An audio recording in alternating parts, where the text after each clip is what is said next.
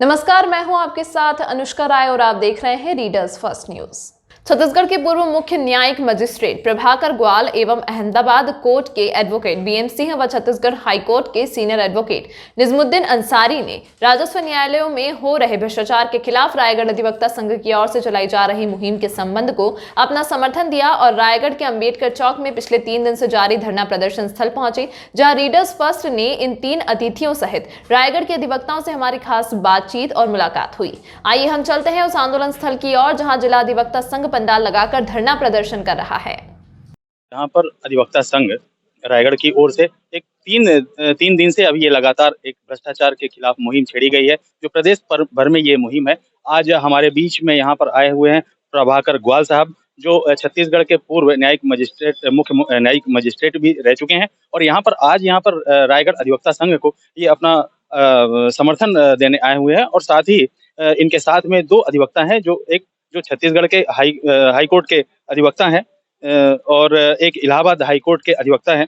इलाहाबाद से जो आए हुए हैं वो बीएम सिंह अधिवक्ता, काफी जाने माने अधिवक्ता हैं, और दूसरे जो नजमुद्दीन अंसारी हैं वो हाई कोर्ट छत्तीसगढ़ के अधिवक्ता हैं। आज हम यहाँ पर धरना स्थल पर आपको ले चलते हैं और उनसे हम रूबरू होते हैं कि भ्रष्टाचार की जो समस्या है वो कहाँ तक है और किस प्रकार से इसका हम समूल जड़ से नाश कर सकते हैं और किस प्रकार की हमारी स्ट्रेटेजी होगी। और आज यहाँ पर तमाम अधिवक्ता जो रायगढ़ अधिवक्ता संघ के हैं, उनके साथ में आज प्रभाकर ग्वाल साहब हैं। इनको शायद ही कोई ऐसा व्यक्ति होगा जो छत्तीसगढ़ में नहीं जानता होगा। इनकी ख्याति पूरे देश में है और भ्रष्टाचार के खिलाफ जो मुहिम है और उसके ये प्रवर्तक रहे हैं और हमेशा अगुवा के रूप में काम करे हैं। आइए हम इनसे सुनते हैं कि ये जो भ्रष्टाचार की जड़ है न केवल छत्तीसगढ़ बल्कि पूरे भारत में विद्यमान है, और रायगढ़ से जो सर ये एक मुहिम अधिवक्ताओं की ओर से शुरू की गई है, इससे कितना इत्तेफाक रखते हैं आप? जी, हमारे अधिवक्ता साथियों का जो भ्रष्टाचार के विरुद्ध मुहिम की शुरुआत भौतिक रूप से की गई है, बहुत ही सराहनीय है और वास्तव में सभी प्रशासनिक और न्यायिक राजस्व अधिकारियों से न्यायिक कार्य वापस लेना जरूरी है और हमारे अधिवक्ता साथियों के खिलाफ जो मामले मुकदमे दर्ज हुए हैं तुरंत वापस हो और निष्पक्ष जांच हो और तहसीलदार जो इस घटना को अंजाम देने का शुरुआत किया है उसके खिलाफ एफआईआर दर्ज हो। एक बार हम अपने सीनियर एडवोकेट जो रायगढ़ बार एसोसिएशन के हैं कि किस प्रकार से ये आंदोलन का रूप ये भ्रष्टाचार के प्रति बढ़ा है और अभी क्या स्थिति है इसकी? जी, ये एक दुर्भाग्यजनक घटना से हमारा आंदोलन शुरू हुआ था और उस घटना के परिप्रेक्ष्य में जो है निश्चित रूप से भ्रष्टाचार ही था। उसी भ्रष्टाचार को दबाने के लिए सवाल उठाने पर हमारे अधिवक्ता बंधु श्री शर्मा जी को दबाया गया, उन्हें मारा पीटा गया और घसीट कर न्यायालयीन कक्ष से बाहर कर दिया गया। इस घटना के जड़ में निश्चित रूप से भ्रष्टाचार ही था और जब हमें पता चला तो उसके बाद हमने जो है धरना आंदोलन करने का निर्णय लिया। और चूंकि ये मामला भ्रष्टाचार से जुड़ा हुआ है, इसलिए इस हमारे आंदोलन को पूरे छत्तीसगढ़ के अधिवक्ता साथियों का सहयोग मिला है और ये आंदोलन हमारा अपने अंजाम तक पहुंचने तक जारी रहेगा। एक विशिष्ट बात यह है कि जो यहाँ पर जो आरोप लगाए गए हैं कुछ अधिवक्ताओं पर और जिनकी गिरफ्तारी भी पुलिस ने कर ली है प्रशासनिक दबाव पे, उनकी जमानत याचिका यहाँ पर नामंजूर कर दी गई। सर, मैं आपसे जानना चाहूंगा, आप हाई कोर्ट में भी प्रैक्टिस करते हैं, तो क्या इस तरीके की परिस्थितियां थी कि इनमें ये अधिनियम लग जाए और इसके बाद में फिर जमानत भी ना हो? यहाँ पे किस प्रकार देखते हैं इस घटना को? देखिए, सबसे पहली बात तो ये हर समय अगर आप सुप्रीम कोर्ट से हाई कोर्ट से देखेंगे कि ऑफिसर ऑफ द कोर्ट अधिवक्ताओं को कहा जाता है, लर्नेड काउंसिल कहा जाता है।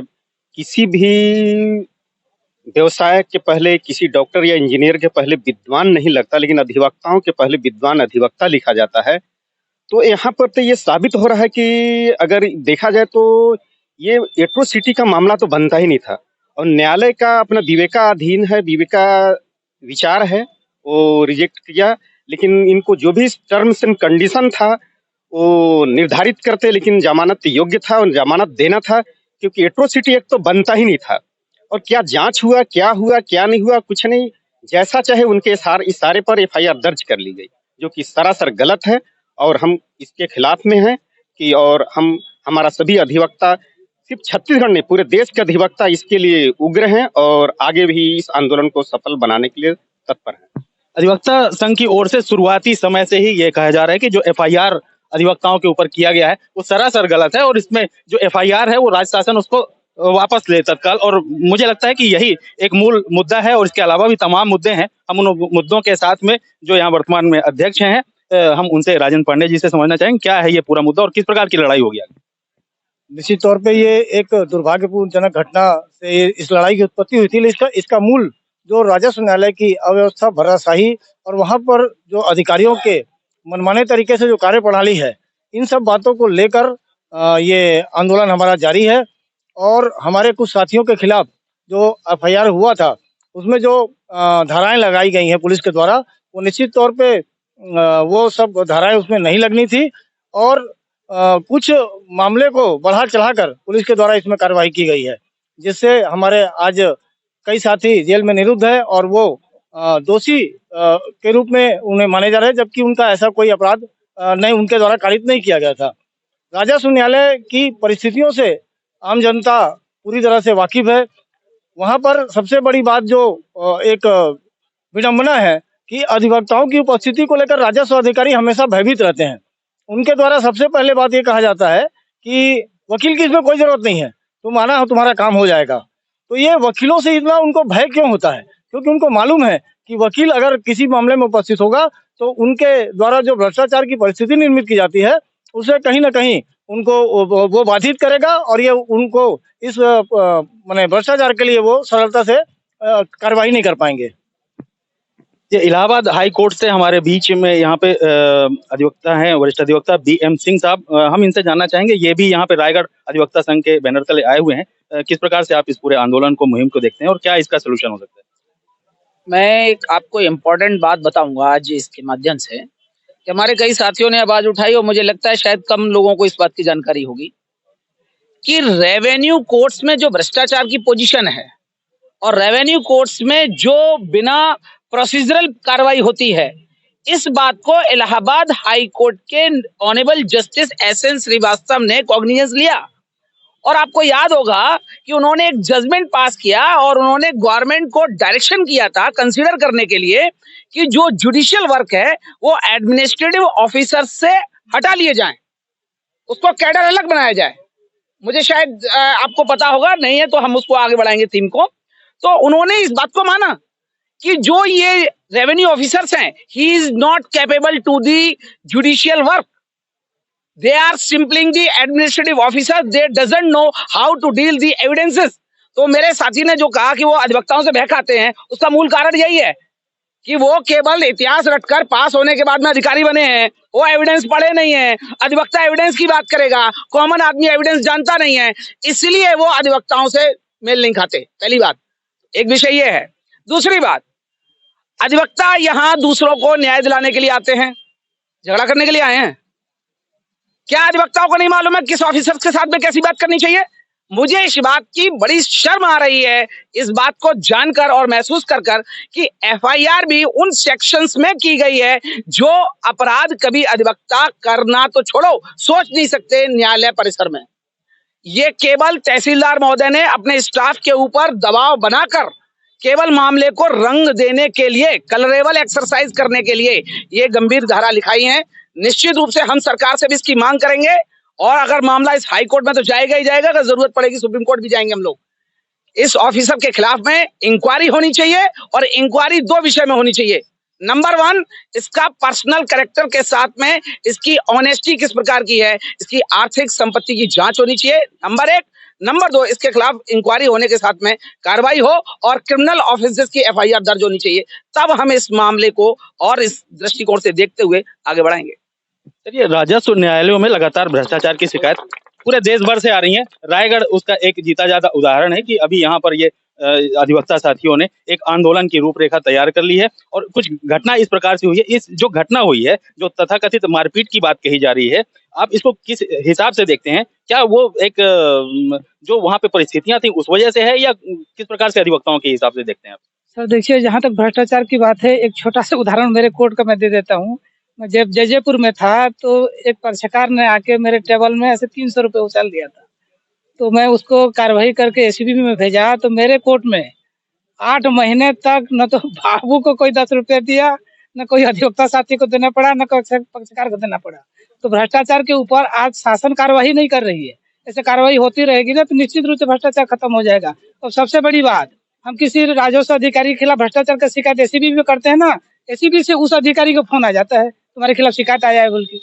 इतनी गंभीर भ्रष्टाचार है। और आज हमको जहाँ तक जानकारी है, 50 रुपये सीमांकन के लिए हम लोग चालान पटाते हैं, उतने में पर्याप्त है।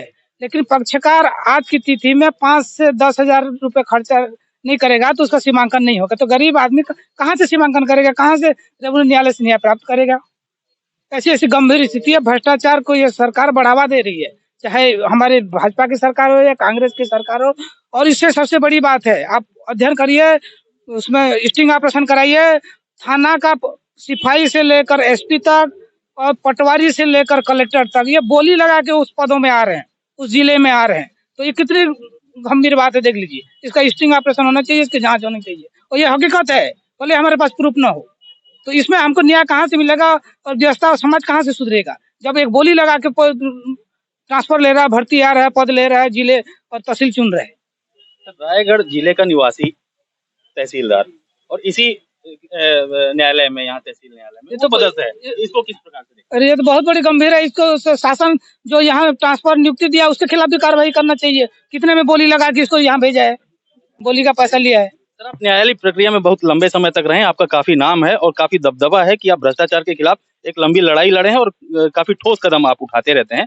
अधिवक्ता संघ चाहता है कि यहाँ पर जो राजस्व न्यायालय है, इनका जो दायित्व है यहाँ पर, और ये जो जिस काबिल नहीं है, जो फैसले होते हैं उसकी बोलियां लगती हैं, यहाँ पे बिकते हैं फैसले। क्या होना चाहिए इसमें, अंतिम लड़ाई अधिवक्ताओं की क्या होनी चाहिए? हमारे अधिवक्ता साथियों, हमारे समाज की सभी की अंतिम लड़ाई यही होनी चाहिए कि राजस्व न्यायालय टोटल बंद होके उसको हाई कोर्ट के अधीन जुडिशियल मजिस्ट्रेट से सारे न्यायिक कराए जाएं। चलिए, हम रायगढ़ अधिवक्ता संघ के एक और वरिष्ठ साथी हैं, यहाँ पर सीनियर हैं, ये गुप्ता जी, इनसे हम बात करते हैं कि ये किस प्रकार से इस पूरे मुहिम को देखते हैं और आगे की रणनीति के बारे में भी आपसे जानते हमारी रणनीति स्पष्ट है कि एक तो हमारी जमानत वाली बात ये एक प्रक्रिया में है जो गलत धाराओं के तहत किया गया है। उसके अलावे जैसे इकबाल साहब ने कहा है, हमने स्पष्ट कर दिया है, जब तक के लिए राजस्व न्यायालय से उनके क्रिमिनल पावर और न्यायालयीन अधिकार छीन नहीं लिया जाता, तब तक के लिए हमारी लड़ाई क्रमशः जारी रहेगी। इसे कभी भी हम समाप्त नहीं करेंगे। सर, आप लोग वहाँ हाई कोर्ट भी गए हुए थे, चीफ जस्टिस साहब से भी आपकी मुलाकात हुई थी, पूरी डेलीगेशन जो गया हुआ था, किस प्रकार का आश्वासन मिला है? क्या लगता है कि न्याय व्यवस्था जो अभी वर्तमान में चल रही है और जो अधिवक्ता साथी हमारे जेल में है, उनको कुछ न्यायपालिका से कुछ उम्मीद रखनी चाहिए कि जल्दी उनकी रिहाई हो जाएगी? उच्च न्यायालय में हमें अधिवक्ता संघ द्वारा आश्वासन दिया गया है कि इस जो बेल एप्लीकेशन लगे हैं उसमें अतिशीघ्र सुनवाई की व्यवस्था की जा रही है। हमारे साथ में सीनियर अधिवक्ता त्रिपाठी साहब हैं यहाँ पर, इनसे भी हम जानना चाहेंगे कि ये कल की जो बात कही जा रही है कि काफी तादाद में यहाँ पर अधिवक्ता आएंगे, किस प्रकार की ये कल की मुहिम होने वाली है? कल हम रैली की शक्ल में ये पूरे रायगढ़ में हमने प्लान बनाया हुआ है कि हम लोगों को जागृत करेंगे और ज्यादा से ज्यादा लोगों को अपने इस अभियान से जोड़ने का प्रयास करेंगे। हम लगभग कितने लोग आ रहे हैं? जहाँ तक संयोजक महोदय से मेरी बात हुई थी तो 500 से 1000 लोग बाहर से आ रहे हैं, ये जानकारी। चलिए, एक अंतिम बार हम फिर से पहुंचते हैं ग्वाल साहब के पास में और हम ये जानना चाहेंगे कि सर, न्यायपालिका से लोगों को काफी उम्मीद रहती है। क्या न्यायपालिका, अगर हम छत्तीसगढ़ की बात करें, तो क्या अपनी उम्मीदों पर खरा उतरता है? क्या भ्रष्टाचार की जो लड़ाई है उसमें हम न्यायपालिका को एक वो मान के चलें कि इसके थ्रू कोई न्याय यहाँ पर मिल पाएगा या किस प्रकार से मिलेगा? सर, इस पर थोड़ा सा प्रकाश डालें। जहाँ तक हमारे छत्तीसगढ़ में पूरी न्याय व्यवस्था का प्रश्न है, तो सब जानते हैं, जब तक गर्ग साहब रहे कुछ समय के लिए एकदम बिल्कुल न्यायपूर्ण व्यवस्था चली थी, लेकिन तब से लेकर आज तक हम उचित न्याय हो बोल के नहीं जानते हैं। जैसे वर्षा डोंगरे का पीएमटी घोटाला हो और ऐसी तमाम विसंगतियां हो, आज रिटायर होने की स्थिति में है, लेकिन जो करप्ट होके, भ्रष्ट होके प्रशासनिक अधिकारी बना है, आज इसी हाई कोर्ट से गलत निर्णय देने के कारण सुप्रीम कोर्ट में लंबित है। तो बहुत उम्मीद नहीं की जानी चाहिए हमारे हाई कोर्ट से भी। न्याय मिले अच्छी बात है, लेकिन उम्मीद नहीं है जैसे दिख रहा है। अधिकारियों के खिलाफ शिकायत होती है, फिर उनके वरिष्ठ अधिकारी उसकी जांच करने लगते हैं, इसको कितना सही मानते हैं? वो तो टोटल असंवैधानिक है ना महोदय। और आप एक बार ध्यान रखिए, इसी हमारे हाई कोर्ट ने ना कई गैर जिम्मेदाराना फैसला दिए हैं। जैसे हमारे कुछ सरकारी जमीन को हमारे न्यायिक अधिकारी जो नोजुल लाइन में आते हैं, सिविल कोर्ट को जुरिडिक्शन नहीं है, नोजुल अधिकारी को जुरिडिक्शन है, उसमें भी स्वतः घोषणा कर दिए हैं। तो हाई कोर्ट की जानकारी के बाद भी उस न्यायिक अधिकारी को संरक्षण दिया है। तो इससे तो सरकारी जमीन फिर कहाँ बचेगी? तो बड़े बड़े सिटियों की मामला है ना ये, बिलासपुर, रायपुर, ऐसे रेवेन्यू मतलब सिविल कोर्ट को नोजुल जमीन में कोई अधिकार नहीं है, लेकिन फिर भी उसमें स्वतः घोषणा कर दिए हैं। तो शासकीय जमीन है, तो हमारा हाई कोर्ट छत्तीसगढ़ भी दूध का धुला नहीं है।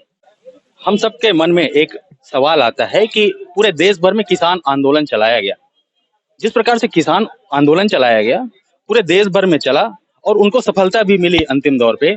आज अगर अधिवक्ता यहाँ पर बैठा हुआ है पंडाल लगाकर अपना काम दाम छोड़कर, तो क्या ये इसकी रूपरेखा पूरे देश में इस तरीके के हो सकती है कि क्योंकि भ्रष्टाचार से सर सब पीड़ित हैं और आप वहाँ इलाहाबाद हाईकोर्ट में हैं और काफी अच्छा नाम है आपका, आप वहाँ पे काफी प्रखर रहे हैं और आपसे उम्मीद भी यहाँ का जो संघ है वो कर रहा है, तो आपका क्या दिशा निर्देश हो सकता है कि हम देश भर में इस आंदोलन को ले जाएं किसान? मैं अपने साथियों को आपके चैनल के माध्यम से ये सूचित करना चाहूंगा। मैं रिसेंटली अभी यहाँ से लौटने के तत्काल बाद नेशनल मीटिंग बुलाऊंगा इस सिलसिले में ऑनलाइन, और नेशनल मीटिंग तत्काल बुलाने के बाद में इस विषय पर हम लोग तत्काल अन्य प्रदेशों में भी इस विषय को लेकर जो कार्रवाई की जानी है सरकारों से, उसको हम मांग करेंगे। नंबर 1।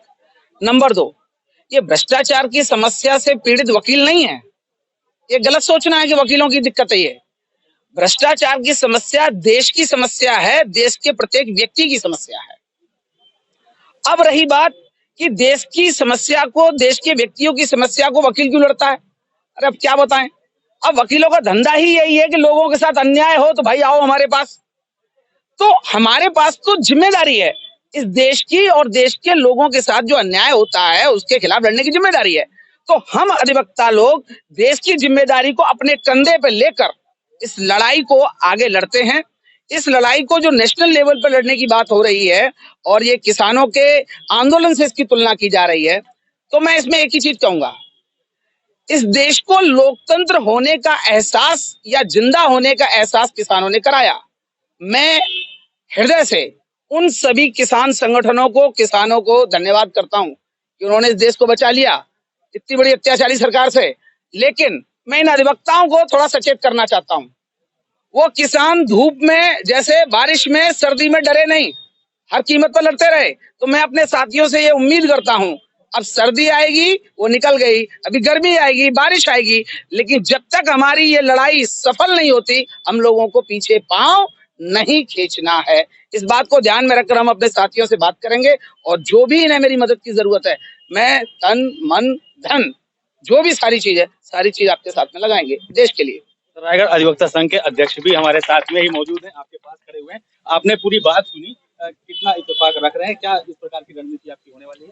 निश्चित तौर पे जैसे आज हमारे धरना प्रदर्शन का दूसरा दिन है और जो जन समर्थन हमें मिल रहा है, या हमारे प्रदेश के जितने भी अधिवक्ता साथियों का हमें समर्थन का आश्वासन भी मिल रहा है, और साथ ही साथ वो अपने जिलों में धरना प्रदर्शन भी जारी कर चुके हैं।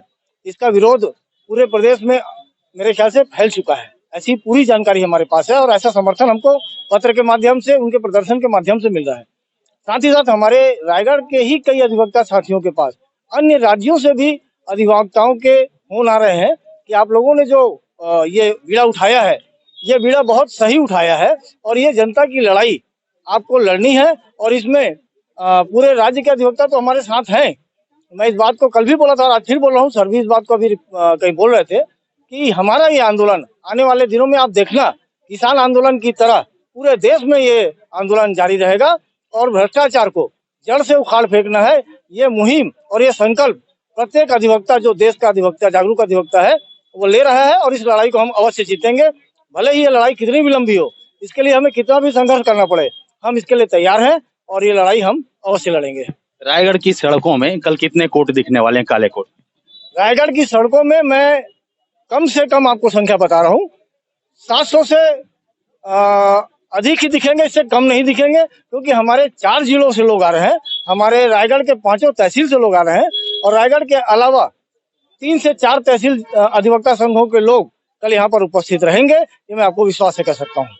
रायगढ़ अधिवक्ता संघ तो बिल्कुल आपकी बातों से सहमत है और वो चाह रहा है कि इस प्रकार से आंदोलन खड़ा हो और कहीं ना कहीं जो इनकी मेहनत है अधिवक्ता संघ की वो भी उसका कुछ ना कुछ परिणाम निकल कर आए।